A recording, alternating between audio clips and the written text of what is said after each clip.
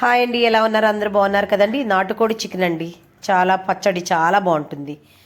మనం ముందుగానే క్లీన్ చేసేసుకున్న చికెన్కి మళ్ళీ కొంచెం పసుపు కొంచెం ఉప్పు వేసుకుని బాగా కలిపేసి పక్కన పెట్టేసుకోవాలి. ఒక హాఫ్ అన్ అవర్ 20 మినిట్స్ పెట్టేసుకోవాలి. బాగా కలపాలి.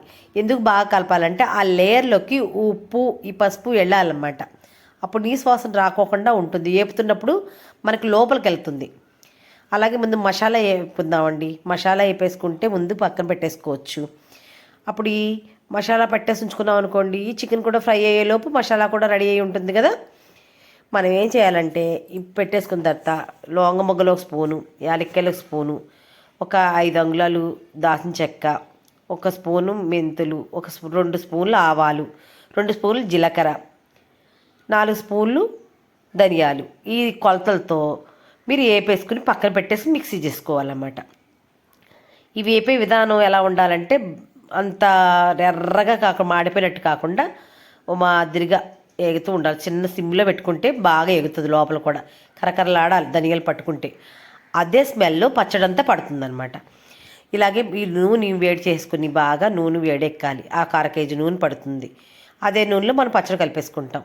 నాటుకోడి చికెన్ అండి అంటే మెల్లిగా ఉడకాలి. స్పీడ్గా ఉడికితే బారే చికెన్ లాగా ఉడకదండి. ఇది గట్టిగా ఉంటుంది కనుక. ఎలాగనండి మాకు ఈ ఆంధ్ర సైడ్ కానీ పశ్చిమ గోదావరి తూర్పుగోదావరి జిల్లాలో కానీ ఎక్కువ నాన్ వెజ్ పికిల్స్ ఎక్కువ అండి. ఈ చాలామంది సేల్స్ కూడా పెడుతున్నారు. ఈ నాన్ వెజ్ పికిల్ మామూలు ఆవకాయ, బెల్లం ఆవకాయ, ఊరగాయలు, అదే మామిడికాయ, తురుము పచ్చడి, తొక్కుడు పచ్చడి, ఇవన్నీ రకరకాలు పట్టినా సరే నాన్ వెజ్ పికిల్స్ ఉండాల్సిందే. అప్పుడు ఆ వేపుకున్న ముక్కలు దోరగా వేపుకొని తీసేసి పక్కన దాంట్లోనే మనం ఆ నూనెలోనే అల్లం వెల్లుల్లి పేస్ట్ వేసేసి వేపేసుకోవాలి. స్కిప్ అయ్యిందండి. అల్లం వెల్లుల్లి పేస్ట్ 2 స్పూన్లు అల్లం, 2 స్పూన్లు వెల్లుల్లి కలిపి పేస్ట్ తీసేసుకున్న తర్వాత మళ్ళీ దాంట్లోనే పసుపు వేసేసి బాగా వేపేసి ఎల్లుల్లిపాయలు వేసుకుని ఒక 15 రెబ్బలు వేపేసుకుందా స్టవ్ ఆర్పేసుకోవాలి. స్టవ్ ఆర్పేసిన దాంట్లోని మనం ఏం చేయాలంటే ఈ ముక్కలు కేజీ ముక్కలకి ఎలా అయిందో దాని గుజ్జె గ్రేవీ ఎంత కావాలో ఆలోచించుకుని దానికి తగ్గట్టుగా కారం, లేదంటే 5 స్పూన్లు కారం వేసుకుని 2 స్పూన్లు సాల్ట్ వేసుకుని మనం బాగా కలుపుకోవాలి. మసాలా పొడి కూడా వేసేసుకోవాలి. మొత్తం అంతా వేసేసుకుంటే అదే మనకి పచ్చడికాయ గ్రేవీ అనమాట. బాగా కలిపేసుకున్న తర్వాత తీసేసుకుని మనం ఈ ముక్కలు ఉన్నాయి కదా, ఈ ముక్కలు కూడా దాంట్లో వేసేసుకోవాలి. చికెన్ ముక్కలు కూడా వేసేసుకుని బాగా కలపాలి. అప్పుడు మనకి టేస్ట్ ఉప్పు సరిపోయిందా లేదా అని తెలుస్తుంది. ఒకసారి ముక్కలు వేసేసిన తర్వాత ఒకసారి స్టవ్ అంటించుకుని కొంచెం ఒక 2 సెకండ్లు ఉంచుకుని స్టవ్ ఆర్పేసుకున్న తర్వాత చల్లారిన తర్వాత 2 నిమ్మకాయలు గింజలు లేకుండా జ్యూస్ తీసుకుని పిండుకుంటే ఆ పులుపు ఆ పచ్చడి పడుతుంది.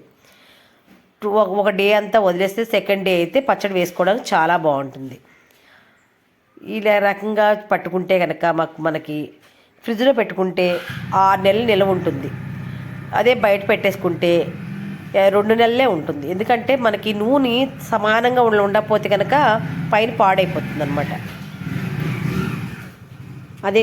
అదే విధంగా ఈ పచ్చడిని టేస్ట్గా చేసుకోవాలంటే మీరు చాలా రుచిగా ఉంటుంది. నా ఛానల్ లైక్ చేయండి, షేర్ చేయండి, సబ్స్క్రైబ్ చేసుకోండి.